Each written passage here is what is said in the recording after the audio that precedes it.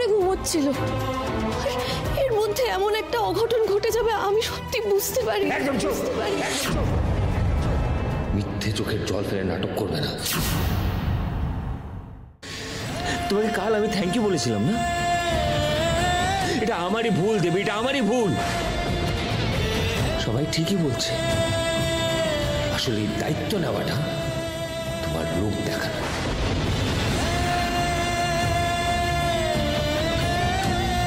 যদি সত্যি মন থেকে দায়িত্ব নিতে, তাহলে মণিমাকে কাজ ছাড়া করতে না তুমি।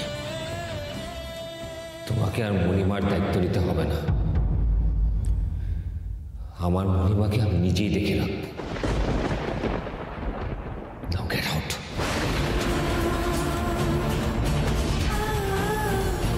গেট আউট দেবে। বাবু, আমি আপনার কাছে হাত জোড় করছি, এমন কঠিন শাস্তি আপনি আমাকে দেবেন না। আমি মানছি আমার ভুল হয়েছে, গিন্নিমাকে এখানে একা ফেলে রাখা আমার ভুল হয়েছে। তো বিশেষ করুন, আমি কোনো খারাপ কারণে যাইনি, আমি গেছিলাম। চুপ করো তো, এক্ষুনি তো অজুহাতের পাহাড় খাড়া করে দেবে এখানে। অনি, আমি তোমাকে একটা কথা বলছি, এই মেয়ে দিদিভাইয়ের থেকে যত দূরে থাকবে তত দিদিভাইয়ের জন্য মঙ্গল।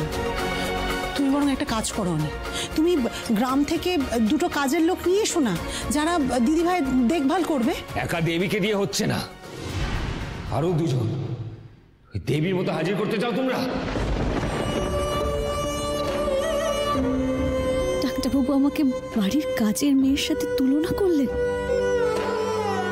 আমাকে বোধহয় উনি আমার জায়গাটা সবার সামনে দেখিয়ে দিলেন। আই থিঙ্ক একজন প্রফেশনালকে ডাকতে হবে।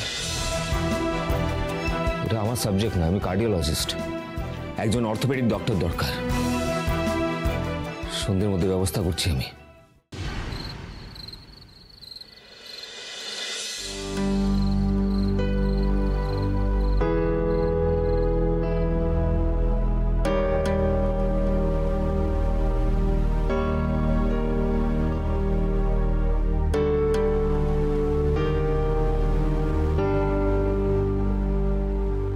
এই বাড়িতে যা ঘটছে তা স্বাভাবিক নয়।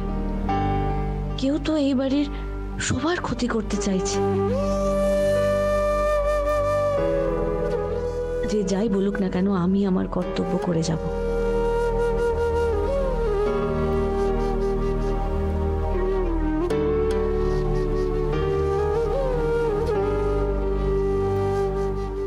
আমার জায়গা এই বাড়িতে কাজের মেয়ের মতো, তবে সে হলে হোক। আমি নিজে আমার কর্তব্য আমার